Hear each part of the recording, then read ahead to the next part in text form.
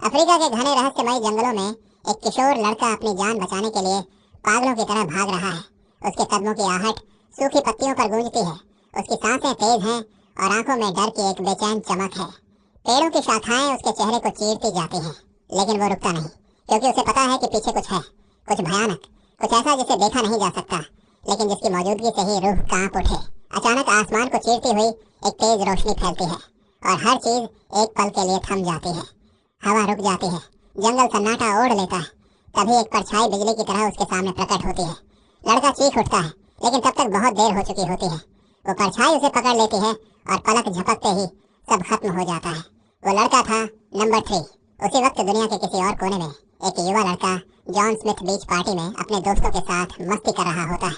लेकिन अचानक वो पानी में गिर पड़ता है और उसकी टांग पर एक अजीब नीली चमक फैल जाती है, जैसे किसी जलते हुए निशान की तरह उसकी त्वचा पर लहरें दौड़ गई हों। लोग चीखने लगते हैं, लेकिन जॉन का चेहरा सख्त हो जाता है। वो जानता है इसका मतलब क्या है। उसकी तरह का एक और मर चुका है और अब अगला नंबर उसका है।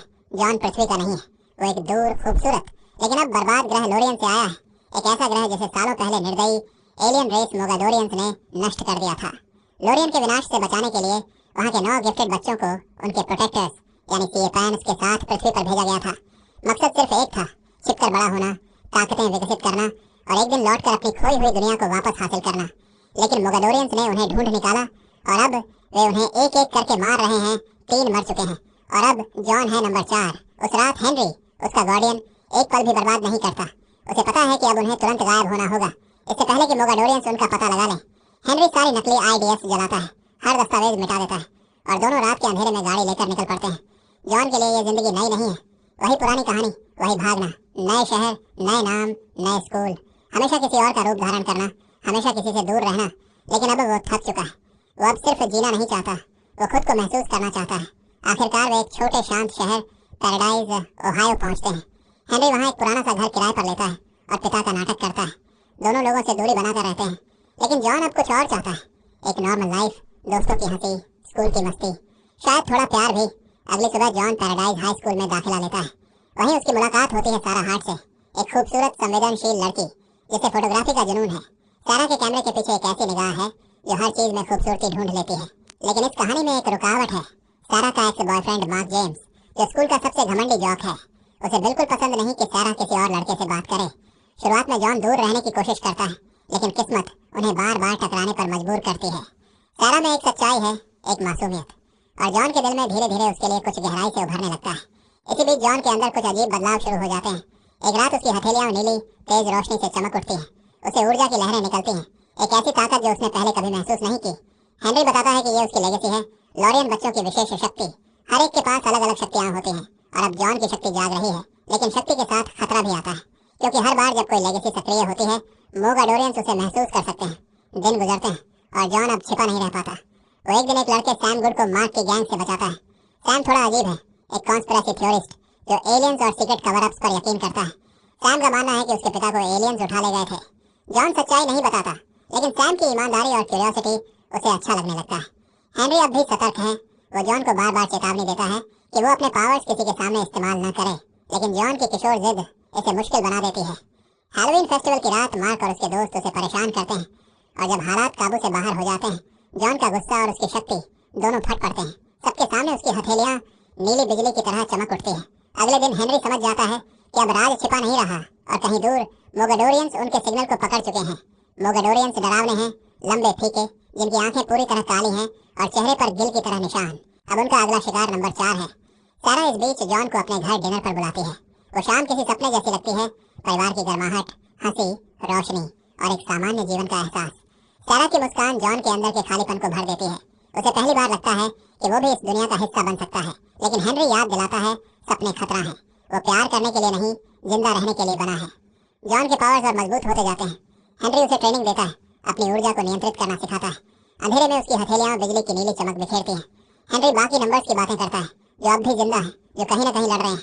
इसी बीच सैम अपने पिता के पुराने पेपर्स में अजीब सिंबल्स खोजता है, वही सिंबल्स जो जॉन के पेंडेंट पर हैं। सैम बताता है कि उसके पिता लोरियन नामक ग्रह पर विश्वास करते थे। जॉन हैरान रह जाता है, लेकिन इससे पहले कि वो समझ सके, हेनरी के कंप्यूटर पर एन्क्रिप्टेड सिग्नल्स आने लगते हैं। मोगाडोरियंस आसपास पहुंच चुके हैं। हेनरी और जॉन भागने की तैयारी करते हैं, लेकिन इस बार जॉन इनकार कर देता है। उसे सारा से प्यार हो चुका है, वो अब भागता नहीं, जीना चाहता है। हेनरी क्रोधित होता है, दोनों के बीच बहस होती है और गुस्से में जॉन घर छोड़ देता है और सारा के पास जाने के लिए। उधर मोगाडोरियंस हेनरी तक पहुंच जाते हैं। सारा के घर जॉन सब कुछ सच बता देता है कि वो इंसान नहीं, लोरियन से आया है और अब उसे मारने के लिए क्रीचर्स पृथ्वी पर है। सारा का चेहरा शांत है, उसमें डर नहीं, भरोसा है, वो उस पर विश्वास करती है। तभी अचानक जॉन की छाती पर उसका निशान जल उठता है, जलता हुआ, दर्दनाक। वो हेनरी के दर्द को महसूस करता है। वो दौड़ता हुआ घर लौटता है, लेकिन अब बहुत देर हो चुकी है। घर खंडहर बन चुका है। हेनरी घायल पड़ा है। जॉन उसे अपनी बाहों में लेता है और हेनरी की अंतिम सांसों में वो कहता है, मैं तुम पर गर्व करता हूँ, तुम जितना सोचते हो उससे ज्यादा मजबूत हो। और फिर हेनरी की सांसें थम जाती हैं। जॉन का दिल टूट जाता है। हेनरी उसका परिवार था, उसका घर था, लेकिन अब वो सिर्फ एक भगोड़ा नहीं, एक योद्धा है। वो हेनरी को चुपचाप दफनाता है और कसम खाता है, अब वो भागेगा नहीं, अब वो लड़ेगा। और अब वो अकेला भी नहीं है। उसी वक्त एक रहस्यमयी लड़की मोटरसाइकिल पर शहर में दाखिल होती है। हवा में धूल उड़ती है और उसके चारों ओर बिजली की लहर दौड़ जाती है। वो निडर है, सटीक है और उसकी आंखों में जंग की चमक है। वो है नंबर 6, तो वो मोगाडोरियंस की शिकारी है। दूसरी तरफ जॉन अब शहर से दूर जंगलों के बीच छिपा हुआ है अपने दोस्त सैम के साथ। सैम वो लड़का है जो पहले एलियंस की बातें सिर्फ किताबों में मानता था, लेकिन अब उसकी आंखों के सामने सब सच हो चुका है। जब सैम को हेनरी के पुराने दस्तावेजों में ये पता चलता है कि हेनरी ने कभी उसके पिता से संपर्क किया था, तो सब कुछ जुड़ने लगता है। सैम को एहसास होता है कि उसका पिता शायद लॉरियन के प्रोटेक्टर्स के साथ काम कर रहा था, शायद हेनरी के साथ ही। जॉन को भी समझ आने लगता है कि हेनरी ने सैम के परिवार से जुड़ी कोई चीज छिपाई थी, कुछ ऐसा जो बहुत कीमती था, और वही चीज मोगाडोरियंस भी ढूंढ रहे हैं। सैम हेनरी के पुराने ठिकाने से पुराने नोट्स और डेटा खंगालता है। वहीं उन्हें एक रहस्यमयी धातु का डिब्बा मिलता है, एक लॉरिक चेस्ट जो हेनरी सालों से संभाल कर रखे हुए था।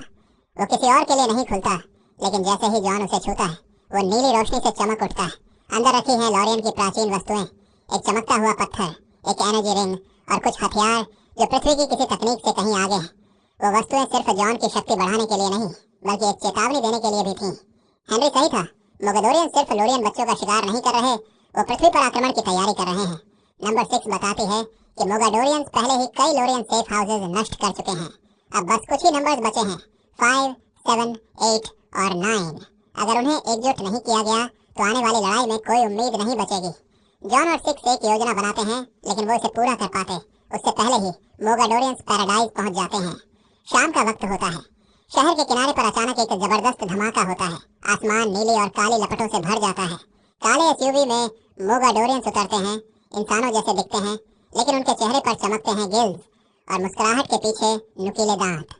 उनका नेता एक विशाल राक्षस, जिसके शरीर पर तलवार जैसे निशान हैं और जिसकी आंखों में बस एक नाम है, नंबर 4। जॉन और 6 तुरंत एक्शन में कूद पड़ते हैं। पैराडाइज की सड़कों पर तबाही मच जाती है। मोगाडोरियंस अपने भयानक जानवर छोड़ते हैं, पिशाच जो किसी बख्तरबंद भेड़िए जैसे दिखते हैं, लेकिन उनके दांत धातु जैसे चमकते हैं। उनकी दहाड़ से जमीन कांप उठती है, लोग चीखते हुए भागते हैं। जॉन और 6 कंधे से कंधा मिलाकर लड़ते हैं। अंधेरे में नीली और सुनहरी रोशनी टकराती है। 6 आग की लपटों में टेलीपोर्ट होती है, अपनी ट्विन ब्लेड से दुश्मनों को चीरती है। जॉन अपनी चमकती एनर्जी ब्लास्ट से मोगाडोरियंस को दीवारों में उछाल देता है। हर टक्कर में धमाका, हर वार में बिजली की चमक। इसी अफरा तफरी में सेरा स्कूल की बिल्डिंग में फंस जाती है। चारों ओर आग और मलबा। जॉन बिना एक पल गवाए अंदर कूद जाता है। वो अपनी शक्तियों से गिरी हुई बीम्स उठाता है, दीवारें तोड़कर रास्ता बनाता है। आखिरकार वो सारा तक पहुंचता है। बाहर नंबर 6 पूरी ताकत से उन्हें कवर देती है, टेलीपोर्ट होकर दुश्मनों पर हमला करती है और हर बार बिजली की तरह वापस लौटती है। सैम, जो अब तक सिर्फ स्पेक्टेटर था, खुद लड़ाई में कूद पड़ता है। वो हेनरी के छोड़े हुए एलियन ब्लास्टर से गोली चलाता है और हर वार में अब उसका डर गायब है। वो अब सिर्फ एक इंसान नहीं, एक योद्धा है। तीनों अब एक टीम है और तभी जमीन हिल जाती है। मोगाडोरियंस अपना अंतिम हथियार छोड़ते हैं, एक विशालकाय ड्रैगन जैसा दैत्य, काले स्केल्स, लाल चमकती आंखें और दहाड़ जो आसमान को फाड़ दे। वो इमारतों को तोड़ता हुआ जॉन की ओर बढ़ता है। जॉन अपनी पूरी शक्ति समेट लेता है। उसकी हथेलियां नीली आग से जल उठती हैं और शरीर से ऊर्जा की लहरें उठती हैं। वो अपने अंदर की लेगेसी को चैनल करता है। एनर्जी बीम से सीधा उस दैत्य के सीने में जाती है। वो चिल्लाता है, लेकिन गिरता नहीं। वो फिर उठता है और जॉन की ओर झपटता है। नंबर 6 आगे बढ़ती है।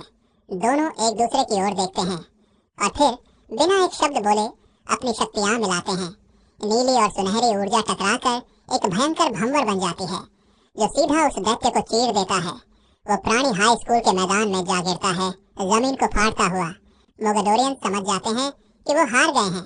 जो जिंदा बचते हैं वो अंधेरे में गायब हो जाते हैं, पीछे छोड़ते हैं जली हुई धरती और मौत की खामोशी। लड़ाई खत्म हो चुकी है, पैराडाइज खंडहर बन चुका है, लेकिन उम्मीद अब भी जिंदा है। जॉन मलबे के बीच खड़ा है, थका हुआ, घायल, लेकिन मजबूत। नंबर 6 उसकी तरफ देखती है, हल्की मुस्कुराहट के साथ कहती है, अब तुम खुद पर यकीन करने लगे हो। सारा दौड़ती हुई आती है, आंखों में आंसू और राहत के साथ।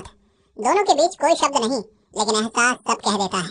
जॉन जानता है उनका साथ हमेशा नहीं रहेगा, वो किसी और मकसद के लिए बना है। सारा उसका हाथ पकड़ती है और वो वादा करता है, चाहे जहां भी जाऊं लौट कर जरूर आऊंगा। सैम अब उनके साथ जाने का फैसला करता है। अब वो अपने पिता का सच ढूंढना चाहता है। जॉन मुस्कुराकर कहता है, हम ढूंढ लेंगे साथ में।